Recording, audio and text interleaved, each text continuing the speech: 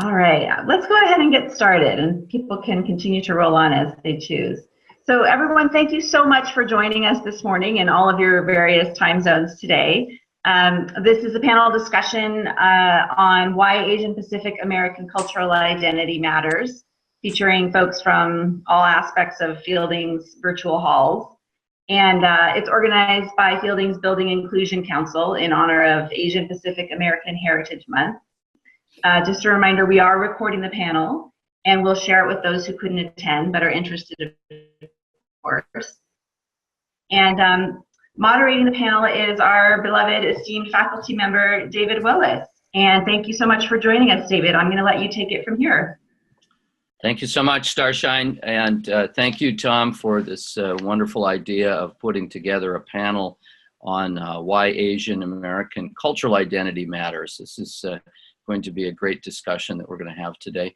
And in the chat box, all of our participants, unfortunately, you're all muted, so it is a panel discussion from our side. However, you're most welcome to post questions and comments in the chat box, and we will be able to see those, and we'll be monitoring those.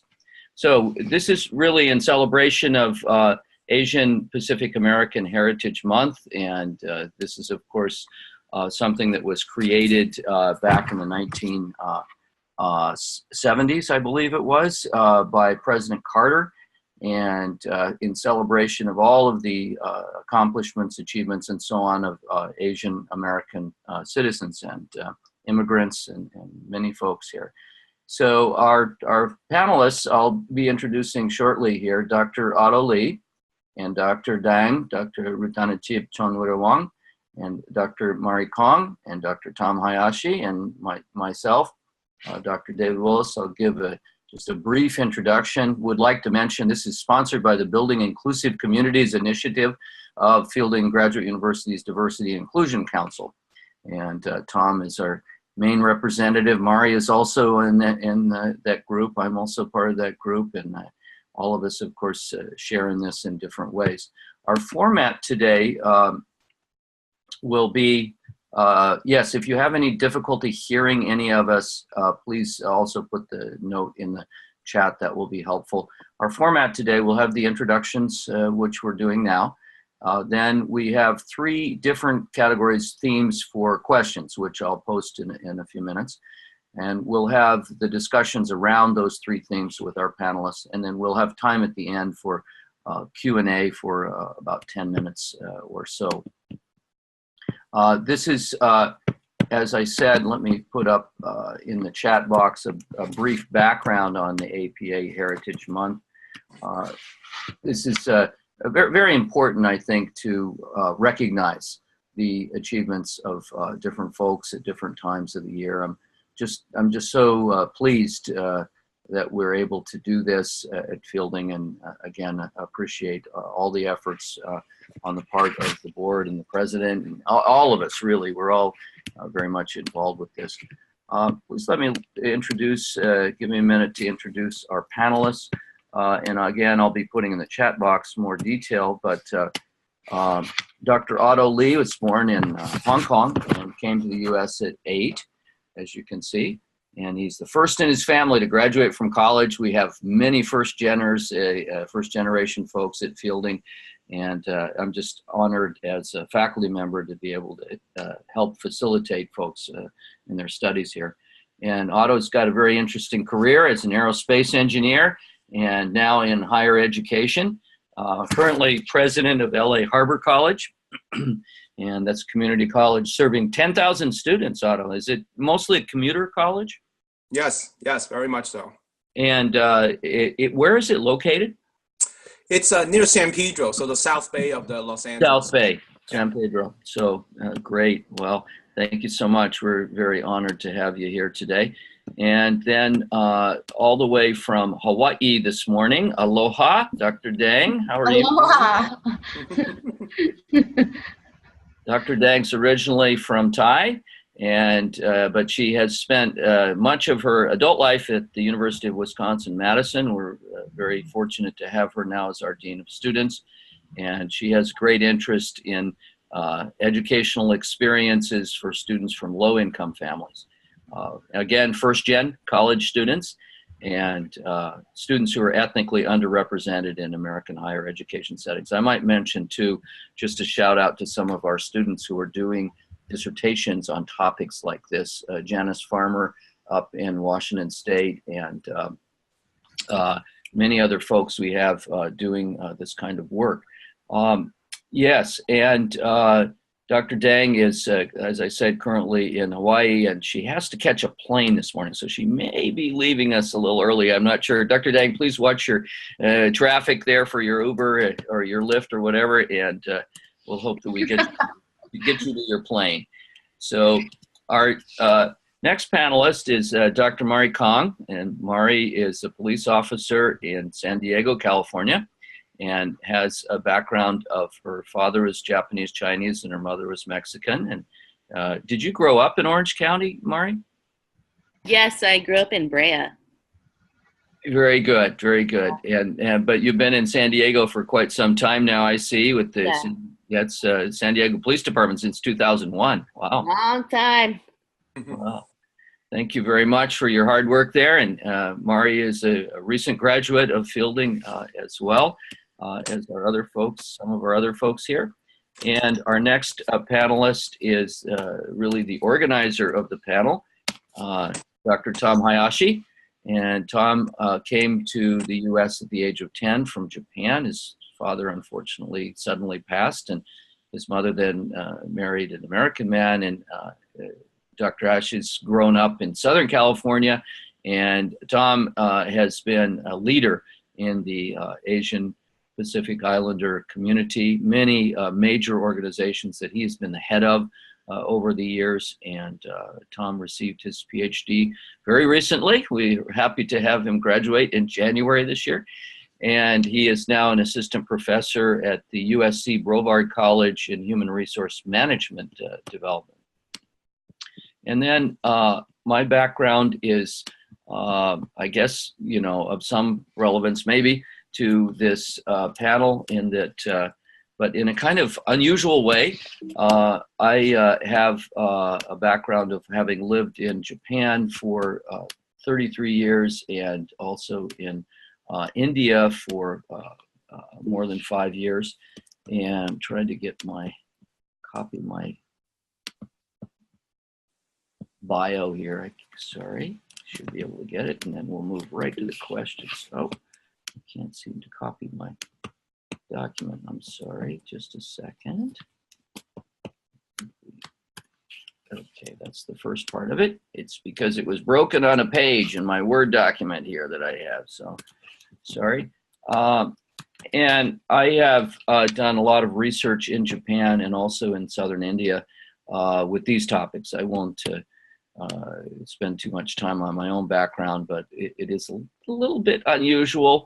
But I'm certainly honored to be able to help out with this panel this morning. We will be having the following themes for discussion. We'll be looking first at navigating and negotiating cultural identity. Then we'll be looking at domestic and global perspectives on Asian Pacific Americans. We have many Asian folks in Fielding Graduate University as well.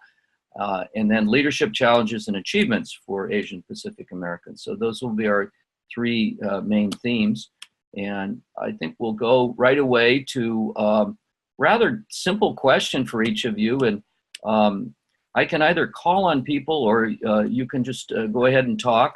Maybe we'll do it both ways. I'll start by calling on people for the first question or so, and then after that, feel free to jump in at any time. So the first question that we have is, what one word represents Asian Pacific American cultural identity to you? What one word represents Asian Pacific cultural identity to you? Dr. Dang, maybe we'll start with you, if it's okay. Diversity.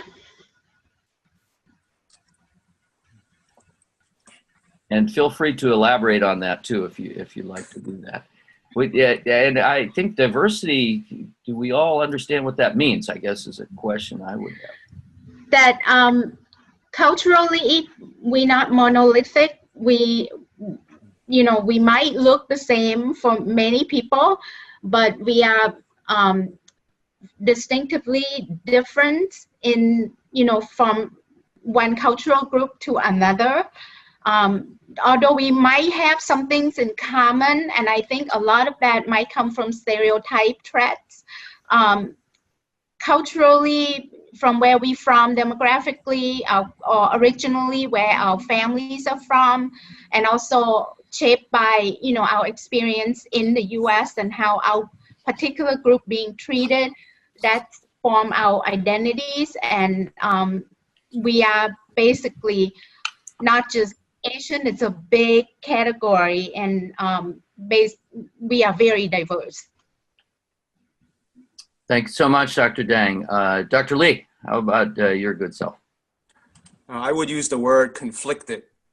And to elaborate, I would think that, especially in terms of Asian Americans, my experience, personal and with colleagues and students, is all part of the the assimilation process or the acculturation process, where we're trying to make sense and align our culture as Asian Pacific Islanders with, quote, the American or the Western traditions. And I think a lot of that has caused certainly stress and conflict and some confusion with that environment. So that would be my take on where we are right now.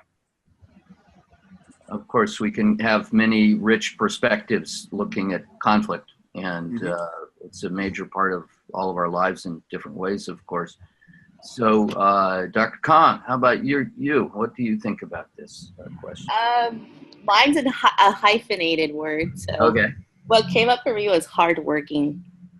So willing to do whatever it takes to get the job done and done well.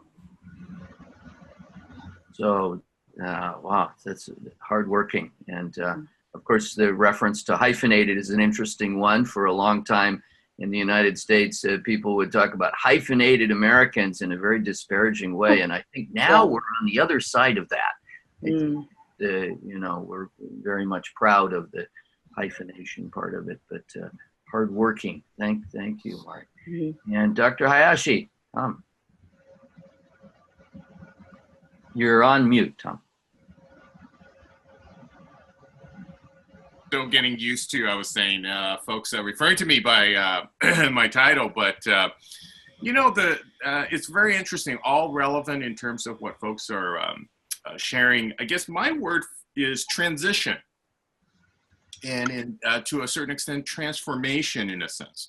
The Asian Pacific Islander community, there's a lot of different acronyms for our community. Is really representative of the bimodal nature of how we have populated in the United States. And bimodal meaning that we have approximately half of the folks who identify as Asian Pacific Islanders in the US still foreign born. And that is evident even by the backgrounds of the panelists that are represented today, I myself, of course, included. And then the other half, of course, have been second, third, and in some cases even fourth generation in the US. So I think that there is this diversity that is related to immigration and how we sort of land in the US, and then how we also participate with the mainstream society as well. And that leads us into perhaps the next question is, how has that shown up for you, that entering into the mainstream? Maybe Tom, we'll just start with you and then go back to Mari and Dr. Lee and Dr. Dang. Yeah, well, when I came to the U.S., I was 10 years old, as it was shared in my background, and there was a tremendous amount of cultural shock, to be honest with you. So I come from Japan, and there aren't too many Japanese immigrants coming to the U.S. Relative to other immigrant flows in this country. So, and where I landed was in Long Beach, California. At that time, in the early 80s, was largely still in the section that I grew up. Since I transplanted, was on the west side of Long Beach. And predominantly African American. Latinos were just beginning to rise in terms of the the population there. And so most of my friends were, people of color. And we also had immigrants from, really refugees from Vietnam, and of course from immigrants from Cambodia, also joining us in the community.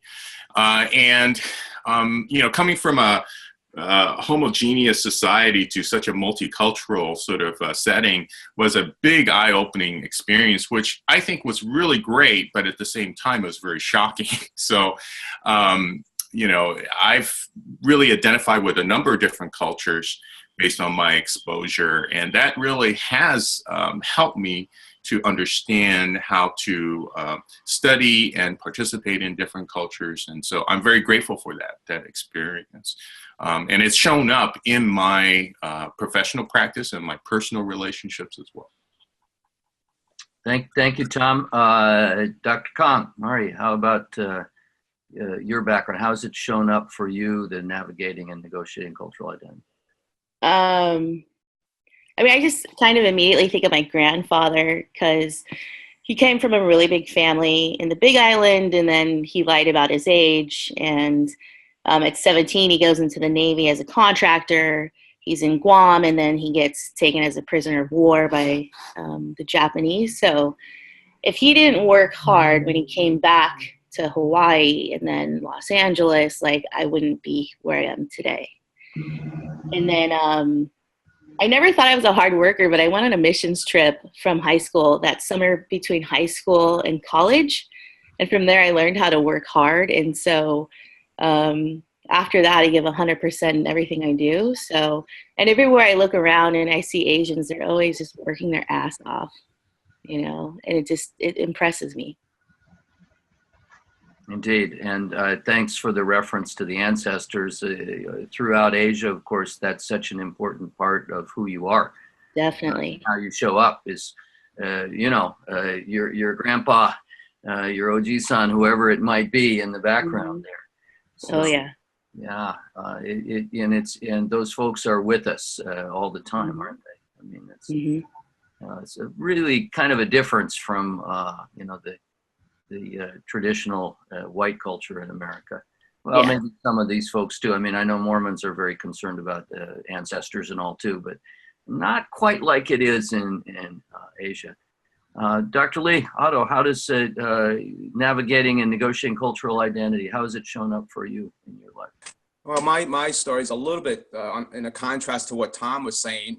After my family and I immigrated all throughout my subsequent years of middle school and high school and even college, I was just completely in a population that were primarily Caucasian, and so and in that sense, my parents were very hardworking immigrants. They did 3 or 4 jobs at the same time, and only afterwards, now in reflection, I felt I was almost a pioneer for our family to introduce the Western and the U.S. culture. My parents were just too busy working.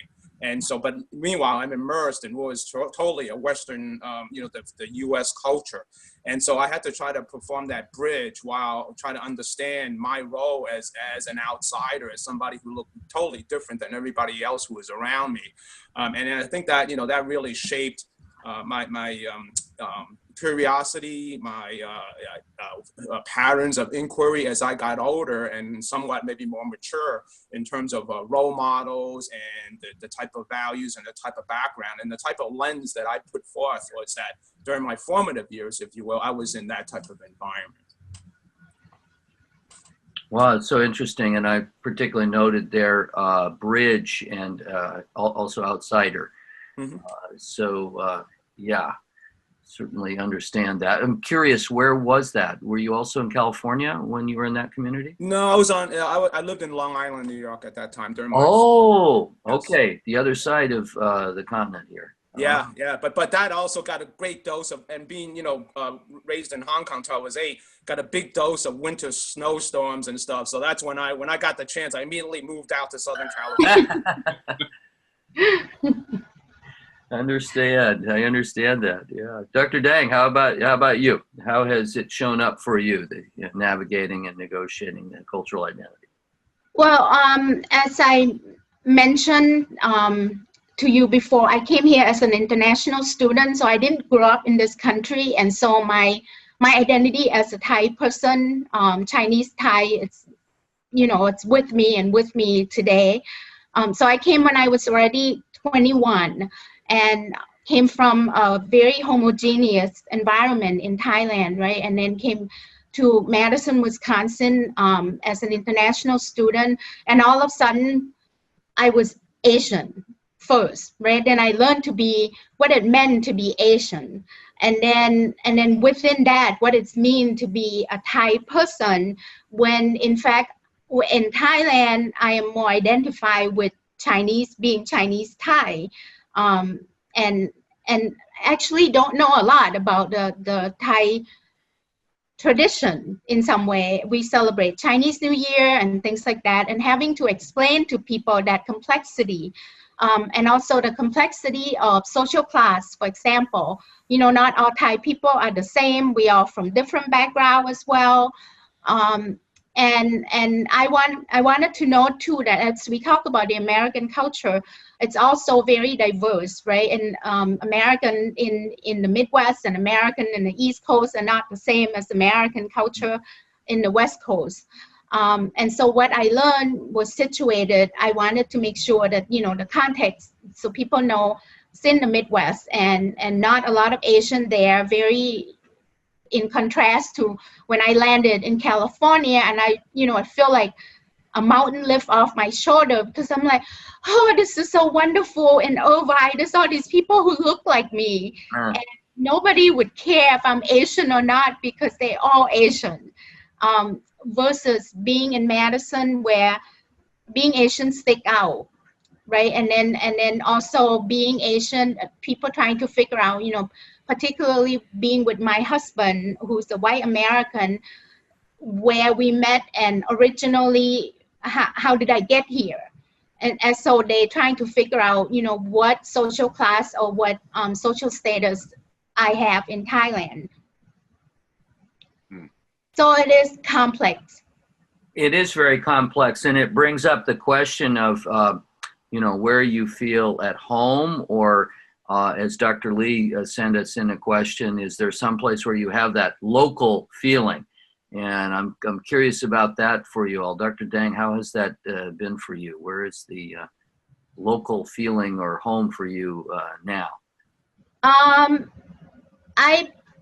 When I was in Wisconsin and I came to California, I felt like California felt like closer to home. But now that I live in Santa Barbara, it's quite different than the south of California, right? The San Diego area. So that California right now, this California in Santa Barbara doesn't feel like home because I can't find my Thai grocery store. But so I would say, you know, I live in a truly bicultural way, because when I'm here, you know, I'm Asian, and then I go home every other year, and then home to me, it's in Bangkok. I still have home. My families are there, and then I'm just me. And so home is in Thailand. In Thai, yeah, okay. Otto, how about you? Dr. Lee, how about you? Well, I'd say, you know, since I've been here for so long, you know, home is kind of where I'm sitting right now with my family and my dog. But I think in the context of this, I think discussion is that, and I also, you know, kind of have to, you know, be appreciative of what Southern California means to me. Southern California, San Diego, part of LA is my home.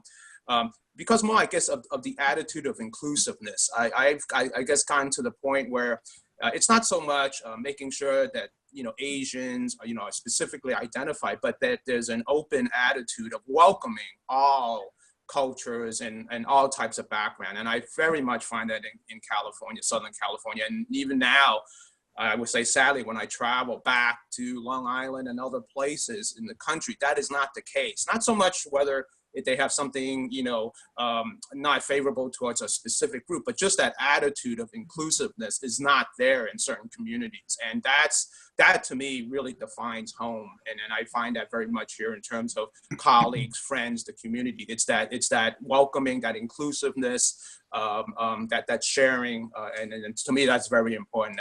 That's the way I would define why I enjoy living here, and I plan to stay here.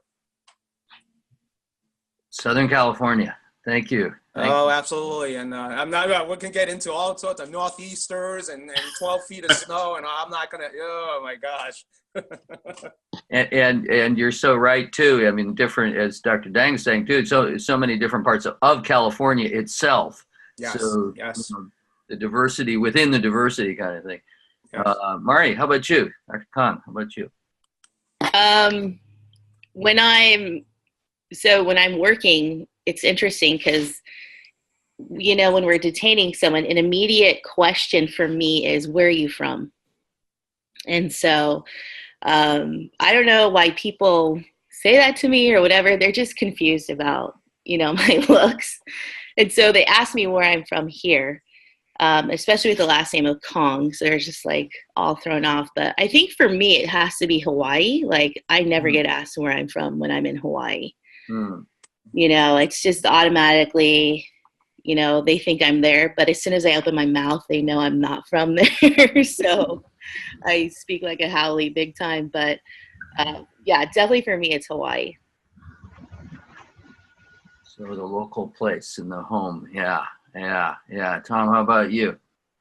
Yeah, it's interesting because I don't always construct my home concept based on my ethnic or racial identity. And part of it is because I've sort of led a nomadic life, even growing up. So at a latter part of my formative years, I was actually a foster youth, and I've traveled around quite a bit and been in different households. So I also identify with some of the households that I've been in of a Mexican-American family. So, you know, in my high school years on Saturdays, I'll be eating, menudo, you know, with some, corn tortillas and speaking, Spanglish. So, I, for instance, now identify with the larger API community because of the work that I've done in the community and the organizations I've been affiliated with from that standpoint. And so I feel like I have aunties and uncles in that community. And then also identify, with the fielding community. I feel all of you are family members, brothers, sisters, uncles, aunties. So it's where I participate, and that's how I sort of show up in my identity and engage in that way. So that's a very Asian trait too, I feel, because I think I see a lot of Asian folks and Pacific Islander folks, they move around quite a bit, and wherever they are, that they kind of adopt part of that community, and then they bring some of theirs. And I think that that's a very Asian thing for me to do as well. So it's all over the place in a sense, but now I feel more settled in the Bay Area. Not to engage in a debate of Bay Area versus Southern California with the Californian folks. But I very much feel at home here, and part of it is also my affiliation with the queer community here, and friends that I consider as family of choice. So it's very interesting in that way. I like the idea of how we have all kind of touched on family here, and the family as home in so many senses, and also the possibility that there could be, in fact, multiple homes and multiple identities in a sense too. I mean, many of us are here speaking other languages too in our lives, and how that shows up as well. For me, for example, I feel like I have maybe homes in Kobe, Japan, where we keep a home, and southern India, where I've spent a lot of time doing research and all. And then I'm originally from Iowa, of all places. Not a lot of, diversity in Iowa. But yeah, I'd like to move to a question about what you all think about the idea of Asians as model minorities. At the same time, Asians involved in STEM fields. Be interested in your thoughts about that. The earlier Maria's mentioning hardworking, and certainly the achievement ideology is a very strong one within Asian communities. Just like to hear your thoughts about some of those things. And I'll just open it up now. Just, you know, whoever would like to talk first. And because of my background, you know, I study in education and education equity. I wanted to mention a book written by my professor Stacy Lee. Some of you may have read it, called Up Against Whiteness. And it's a study of Hmong American youth in K-12 school in America. And when we talk about model minority, right, for example, with Hmong immigrants in this book, there's typical frame of mind of what people think model minority should be like. And this book sort of explore, you know, when people don't fit into that kind of frame, what happened to their educational experience and how people perceive them, how are they perceived in school by their teachers, and how that affect, you know, the achievement ideology or their own aspiration of what they think they could be or could achieve. Specific example would be, you know, if you act like what your teacher think Asian should be in terms of model minority, you know, you good behaving, you work hard, you excel in school, then you get sort of tracked into a different path, right? And then we know that there are immigrants who came to this country who identify with street culture and, you know, hip hop culture, and then kids get tracked into and sort of ghettoized, right? Ghettoized into being this not committed to education, not care about achievement, and then get written off early on in the educational system. And basically sort of, you know, by educators and by people around them as they're never gonna achieve anything. And, you know, it's associating with their intelligence, associating with their potential. In ways that are more serious than we think. You know, it's not because of the way that it gets tied to our perception about being model minority.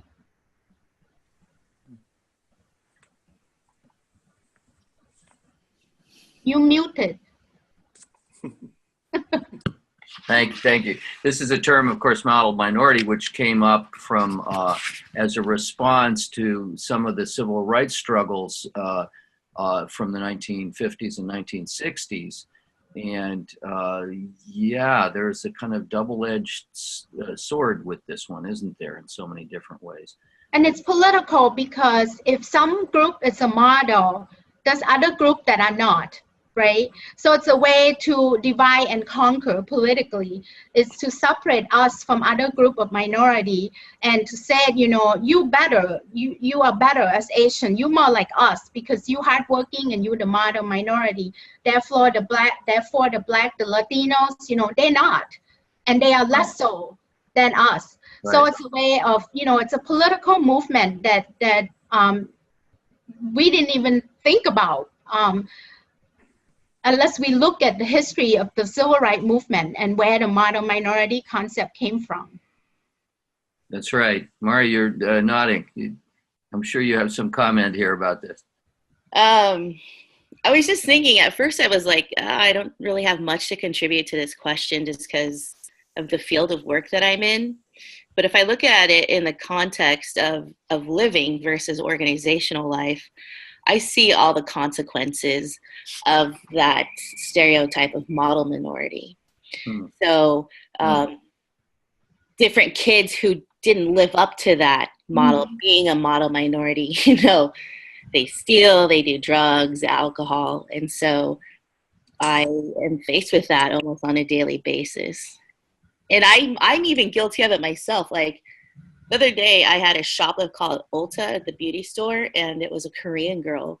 And I was like, what are you doing? Like, are your parents mad at you? And she's like, I know, I didn't finish college. And just was really talking to her about her life and everything she's done. And so I was guilty of it too, but I think we had a good discussion about why she likes to shoplift a lot. But yeah, that's what I actually work with. It's interesting to think. I've never thought of it from that aspect. Sure, there are consequences, aren't there? Big time. For that kind of thinking.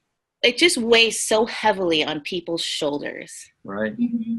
That expectation. Yeah. I think of my friends who moved from Tokyo, rather elite situation in Tokyo, to Palo Alto, you know, where Stanford is and all. And their kids were bicultural, and they, you know, they were in this situation in these schools in Palo Alto where it was just uber, you know, achievement oriented, to the point that there have been actually quite a few suicides of high school students in Palo Alto. It's very sad. Very sad. But the pressure that they were feeling, I just, you know, my heart just went out to them watching that up close. So, like you're saying, Mari, we see it, consequences up close, don't we? Mm-hmm. Otto or Tom, do you have any thoughts about this? Well, let me respond. And interesting, back to the question, you know, I'll share my own background of tying STEM and the model minority. Look, my history, I went the stereotypical path. You know, went to college to study engineering. I was blessed to have gotten a chance to study at MIT. I came out and went to the aerospace industry. I thought, you know, my path was set. I enjoyed the work, and as you noted in my background, that was for the first half of my career, about 14 years or so, and working as an engineer in the aerospace field. Now, back in the day, I was surrounded by all other Chinese male engineers, and didn't think much of it until as you started getting experience and started looking at where the advancement was and management and leadership opportunities. There were no Chinese or even Asian engineers who ascended into the ranks. Again, frankly, they were all, Caucasian men. Most of them came out of the military. And, I and a few others started questioning that. And most of my more senior colleagues, Chinese American engineers, would say, well, that's just the way it is. And then I said, well, why don't you, were there opportunities? Can you apply or further training and all that stuff? And they just said, no, we never really bring it up. I don't think they would like us to say those type of things. They just want us to continue to be good analytical engineers. And so I tried, but after a while, honestly, I also felt a lot of the bamboo ceiling, all of that. And then I decided that I think I wanted to make that change, but I would make a bigger impact through higher education rather than still as an engineer. Out there, I was just one engineer. And then here, at higher education, especially as I have now a chance to be leading an institution, I can put together policies and put my effort into doing something and making that change. So the STEM initiatives at Harvard College, I'm very proud to say, we're really successful. We put a lot of investment and resources into that, and it's really all underrepresented groups. And we know many of them, Latinos, Latino women, other African Americans. They are totally unrepresented in the STEM fields, especially in leadership positions. And so that has certainly gotten me to where I am. But certainly the idea of the model minority, and especially how it has manifested in the STEM fields, was very personal to me. And I think it's an important challenge we need to overcome. There's certainly some structural questions here, aren't there? How things are structured, and your transformation, your move over from aerospace into higher education with this very deliberate idea about having an impact on policy making and all. That's wonderful to see that kind of change. But very sad about the bamboo ceiling. We actually have 2 students right now doing dissertations about the bamboo ceiling in Singapore. transnational, multinational corporations in Singapore. Again, most of the people at the top are white males of a certain age. And here, yet we're in an Asian context. What's going on here? And there's an interesting background here too, which is the two people doing the dissertation on this topic in Singapore. One of them is an American white woman who has lived in Singapore many years, like 30 years. And another one is a Sri Lankan Muslim who was educated in England and now with Fielding. So we see some of these dimensions here as well. Tom, your thoughts about model minorities and stereotypes?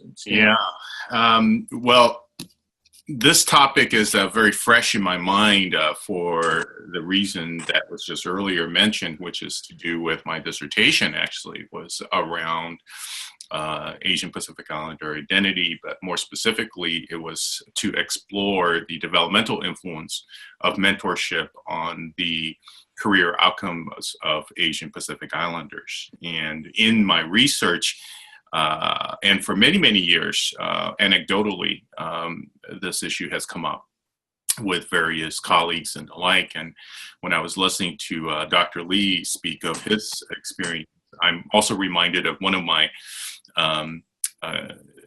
research participant who I had the opportunity to interview, who was very high-ranking corporate executive who worked in corporate security. But for many, many years, the decision makers, or what you might call the kingmakers of companies, would turn to him and say, well, don't you want to work in the IT area, even though he has no experience whatsoever in that background?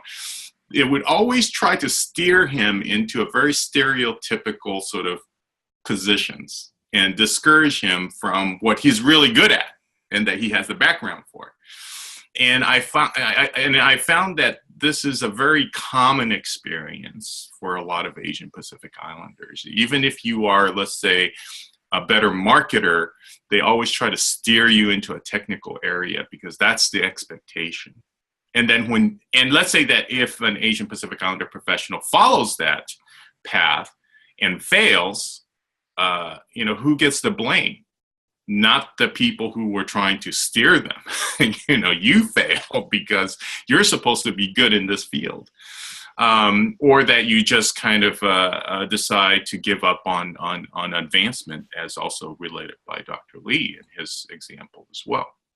So the question is really, in my research, are Asian Pacific Islanders, able to overcome some of the stereotypes, overcome some of the structural issues by being provided the developmental support by both Asian Pacific Islander mentors who have been able to rise above and to navigate some of these complex dynamics to a different place in their career, as well as non-APIs who can help to navigate and maybe even provide some sponsorship so that they could assume a much higher level. And I think that this has not only individual implications for Asian Pacific Islander advancement and achievement, but also I feel that that type of attitude, that type of practice undercuts the potential for organizations to have leaders who can really lead. And I'm so glad to see folks like Dr. Kahn in law enforcement, and Dr. Lee in higher education, and Dr. Dang in higher education, assume very high level in their positions and in the community, in that they are actually actively mentoring API and non-API folks who needs that help for these.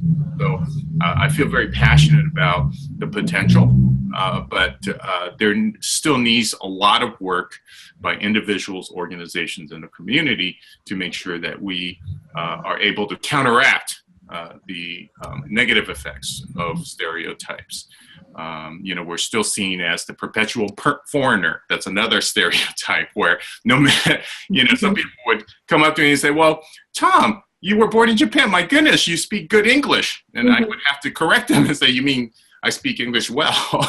These are the kind of things that we have to deal with on a day-to-day basis. But again, I think to sum up my point, I feel that organizations are doing a disservice to themselves by having these types of attitudes play out. I think it's Tom, in reflecting on, can we overcome in our, even when we are in the leadership position, right? To me, I don't, the overcoming is sort of things that you do every day. There's something to overcome every day with, in your interaction with your colleagues, with your supervisor, with your students. But I think I have hope, in terms of being able to have scholars before me who help me understand the historical context and the current context in which I'm operating as an Asian person, right? And have the language and the vocabularies to be able to explain and understand that. For example, another professor of mine who wrote one of my most favorite book is written by Professor Leslie Bowles, who's actually from the Bay Area, but she's an English faculty at UW-Madison. But her book is called Partly Color, and it's about Asian American and also people who are sort of in between the black and white binary during the Jim Crow era. And that's really helped me understand my own racial position within the American racial hierarchy, and how, how that's operationalized itself in my life today, in my workspace, in my personal space.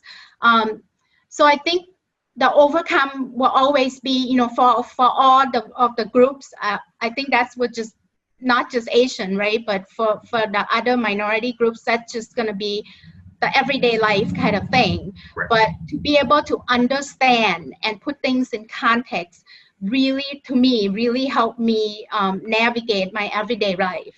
Right. David, this is Starshine. I just wanted to call your attention to a question from Lisa in the Q&A chat. She says, how do you navigate the phenomena of code switching in deciding when it's appropriate to reveal culture in personal and professional contexts? Thank you so much for that, Starshine. I missed that one. And Lisa, thank you for your question there. Could we reproduce that question in the chat box, Starshine? Yep, I'll put it there. Thank you so much. So we have all these areas we wanted to touch on. We're so ambitious. We probably could have a seminar all day long on this. Obviously, I can think of so many things, as you all are talking here. The other two areas that we were thinking to talk about, and we have a question also from our former provost, Anna DeStefano.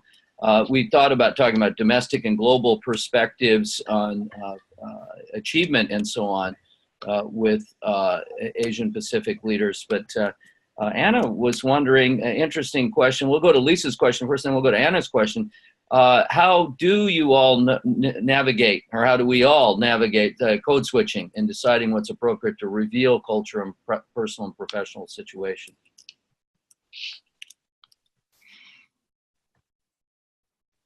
I'm also putting up the other two areas we wanted to cover. I'm not sure that we're going to get to these, but they are important to consider.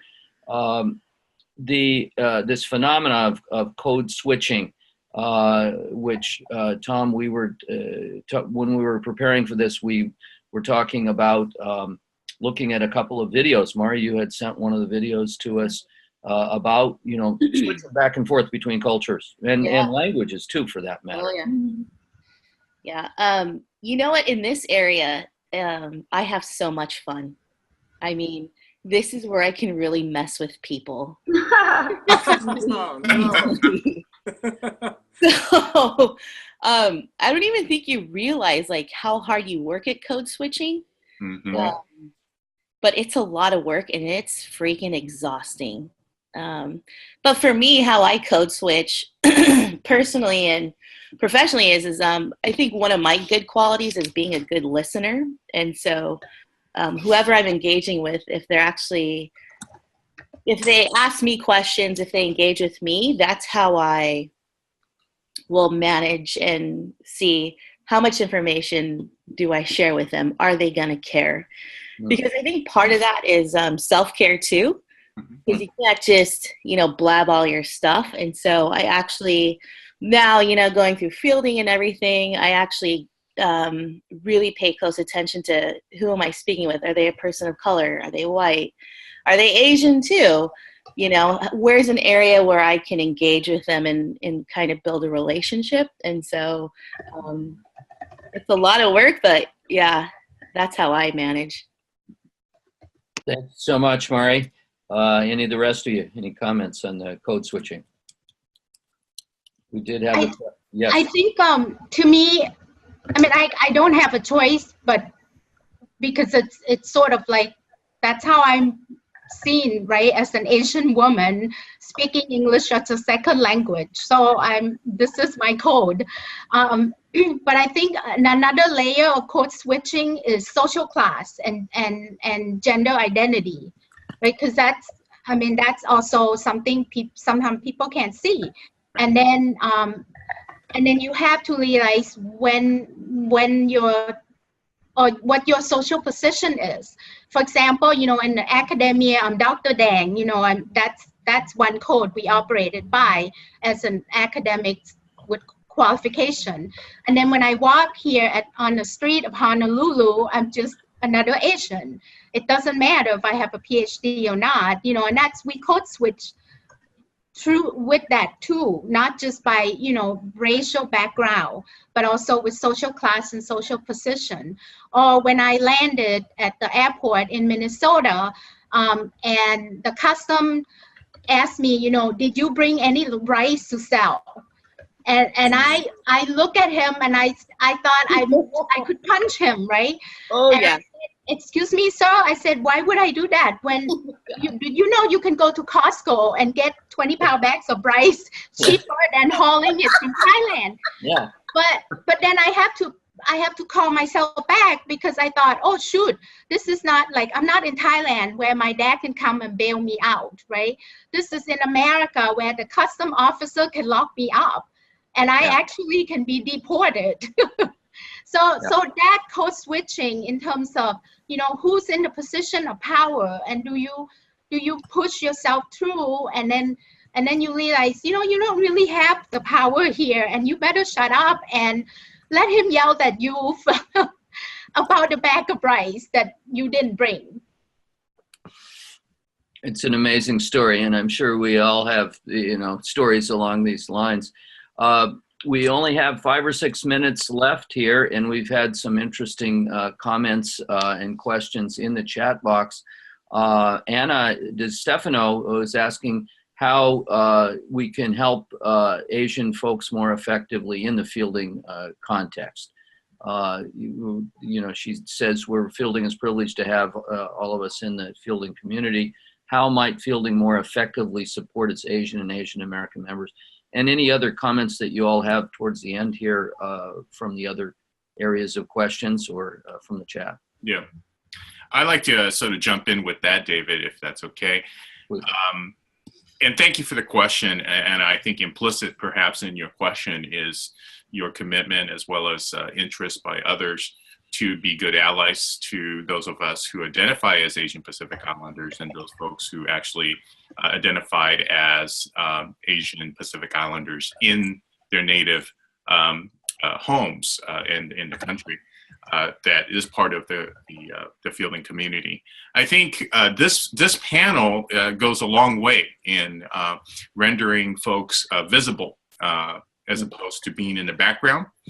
And so I'd like to thank President Rogers for supporting the BIC work, and of course the BIC to also support this work. I would say that this is really the good start. I think it's really to do more of these kinds of programming, and to also at session have a space where folks could maybe share their backgrounds and also to get to know each other better.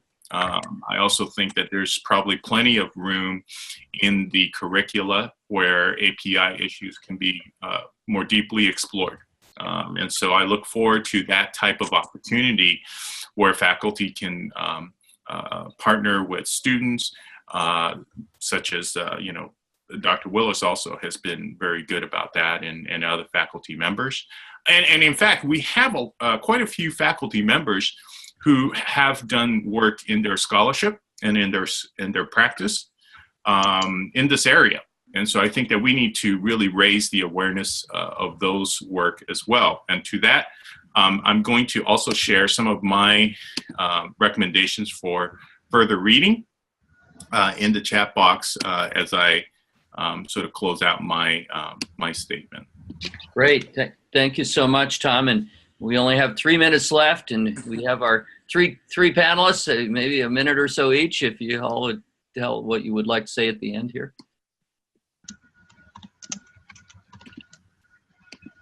Okay, well, maybe I'll do my 50 seconds. You know, first of all, you know, as a trustee of this great university, I feel very privileged and very proud of the work, and especially Anna. I mean, oh my gosh, she's phenomenal in all the initiatives and her own personal passion in elevating fielding, and all of my colleagues here today, David and Tom, all of you, Dr. Dang, who are on part of the fielding organization. I would just respond in that way. Let's be even more ambitious. I know we do good things, and we've talked about things for our students and our community, but let's make a goal of making fielding, you know, kind of the vanguard of moving policy across the country, across higher education, and establishing good models, how to embrace API community, how to make inroads. You know, let's look at it from that perspective, because fielding is known for being an innovator. Why not have establish that same reputation in the API space? Because I think just from our conversation there's a lot of work that could be done from best practices, from good, you know, effective policies. So let's you know, direct some of our resources at that level. Thank you. Thank you so much, Otto. Great comments there on be more ambitious. We like that one. Absolutely. Back to the hardworking. Yeah. How about the rest of it?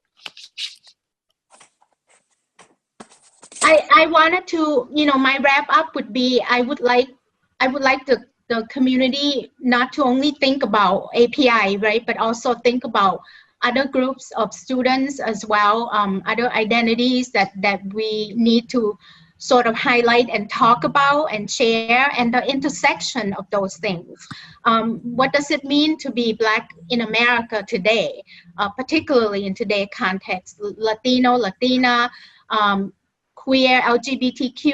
I mean, let's do more of this, right? Let's talk about it. Let's trying to understand social, political, and cultural context so that we can take that back and construct classroom experience that are more welcoming and more understanding and engaging for all different groups of students. Thanks so much, Dr. Dang, for all the students. Thank you. You're a good dean of students, embracing everybody. I love it. So, Mari, how about you? I have to say that fielding was definitely just an amazing community for me. As soon as I finished my first year, I was like, I'm home. You know, my experience with fielding, it's just been amazing, life-changing for me. And all the parts of me were loved and accepted so much here. So I just hope to get back to the community, you know, in the following years. So I'm thankful for this panel because it forced me to look at the Asian side of me, which I kind of neglect. You know, my dissertation was on Latino police officers, so I'm always going towards, you know, the Mexican side of me. But my participation in this has caused me to look at, you know, who I am with my Asian background. So thank you. Thank you so much, Mari, and thank you, Starshine and Tom, for helping organize the panel. I want to thank Dr. Dang and Dr. Lee and Dr. Kahn and Dr. Hayashi again for all that you've done here. I would, for one, love to continue this conversation, and we will. We know we will. We have many events at summer session around diversity and inclusion, and bringing the Asian voices in there too. Asian American voices, a very good idea. And But to do this over dim sum. over Yeah. sounds like an idea. Absolutely. All right. That's Thank great. you. Thank you, David. Really appreciate it. Thank you. Yep, Really. thank all you. so much. Thank you all so much. Great สวัสดีค่ะ facilitation. Have a wonderful weekend. Great Thank you. facilitation. Okay. So Bye. long, everyone. Bye. Take care. Thank you, Starshine. Thank you. Thank Bye. you. Bye. Thank you, Bye-bye. Starshine. Bye-bye.